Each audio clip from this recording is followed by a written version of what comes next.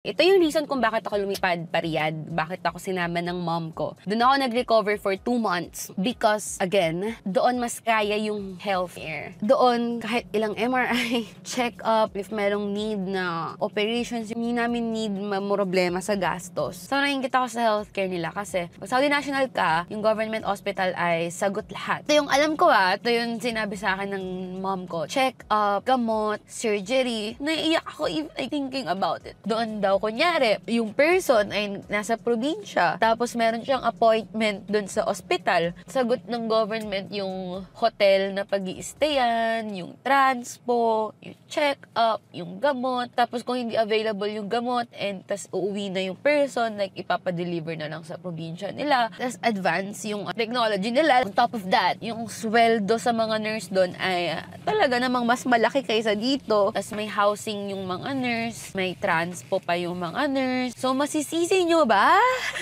Kung madaming nurse na nag-a-abroad, di ba? Hindi. Ano kayang feeling na hindi ka natatakot magkasakit? Dito kasi bago ka pa mamatay dun sa sakit mo, mamamatay ka sa gastos. May mga people na namamatay sa hydrocephalus kasi hindi napapacheck, hindi afford sa Saudi. Kaya naman palang ibigay ng gobyerno yun sa citizen na libre yung healthcare. Bakit sa Pilipinas hindi?